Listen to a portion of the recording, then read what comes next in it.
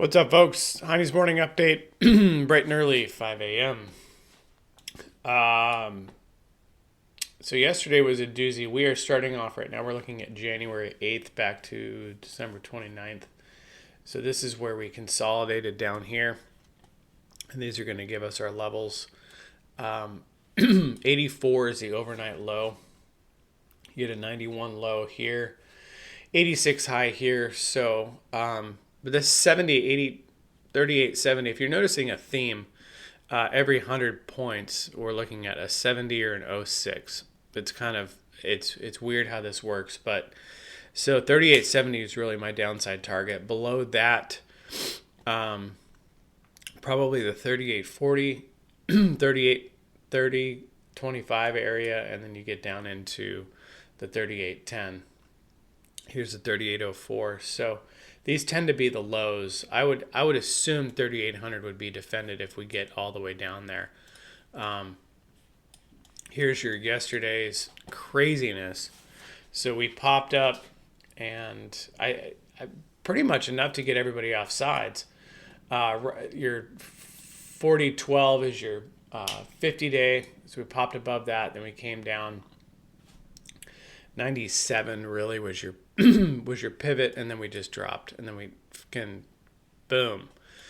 There's a lot of singles here to clean up. So basically all the way to 39.80 through all of this, all the way down.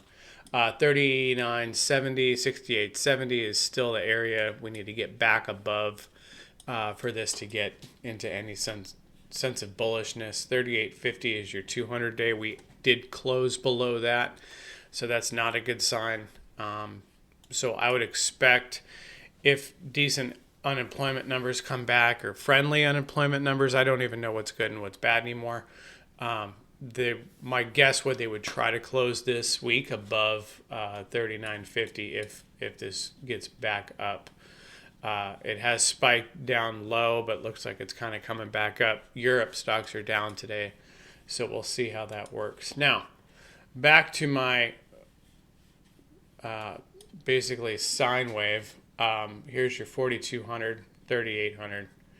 So this is what I was looking at before on the TPO chart, where we had come down, consolidated here, came back up, consolidated here. And I think we come back down, consolidate here, and then come back up. I think this is what we're going to do. We're going to come back down, we get down here, and then everyone thinks we're going to go back to 3,500. And then it flips back up 4,200, and then everyone thinks we're going to go to 4,800, and then it comes back. So that's kind of where we're at. We did close right on or just below the trend line that everyone and their mother has.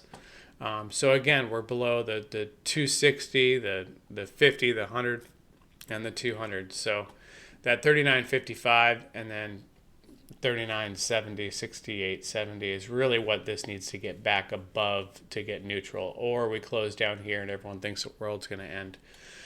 Keep an eye on banks.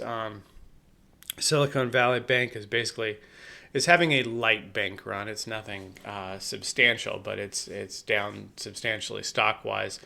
And that's why the banks were down so hard, and that's why everything sold off yesterday, and that's why everything was weird, because you had the dollar down, stocks down, and then Tilt was up, so the 30-year bond was up, which was...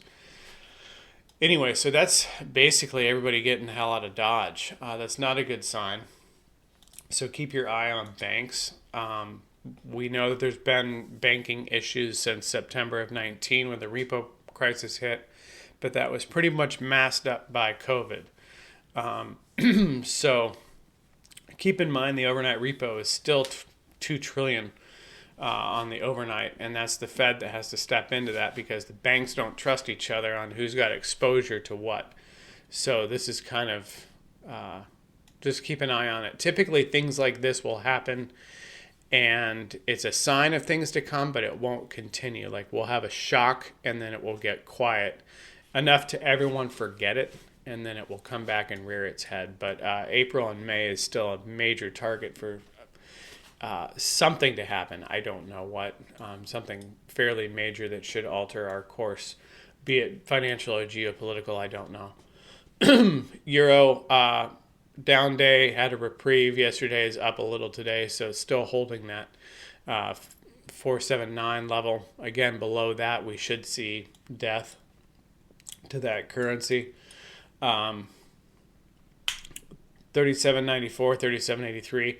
That's your next cash gap. If you remember, we filled all these up here to almost to the T, and then came back down and filled. So we've kind of cleaned this up before the drop, which I always find interesting. And this is why I would look at cash gaps, is that a lot of times it'll come up and it will poke up and clean. This wick cleaned up that big one from here, and then it allow it to fall. So it's like it cleans up its mess in preparation for a larger move to the opposite direction. Anyway, that's something I've noticed, and that's why I keep an eye on cash gaps, not only for intraday moves, but more of macro stuff like that. So we still have a lot down here and a lot up here, so we'll see how that all transpires. But right now, I don't think anything's in striking distance today. Well, I hope not. Let's just say that. So early we're down 13, Dow's down 138, NASDAQ's basically unchanged.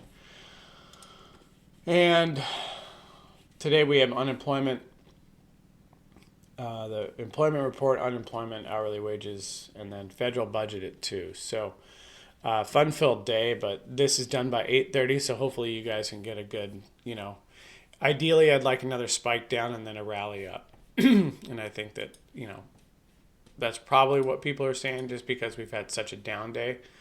But there's no reason why this couldn't continue, so just keep in mind that, it doesn't have to reverse. This doesn't have to go back up.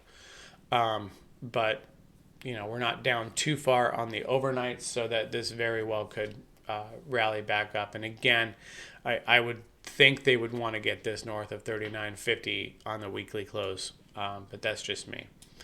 Anyway, I got to run, but I'll be back on the floor in and out later today. And anyway, stay safe.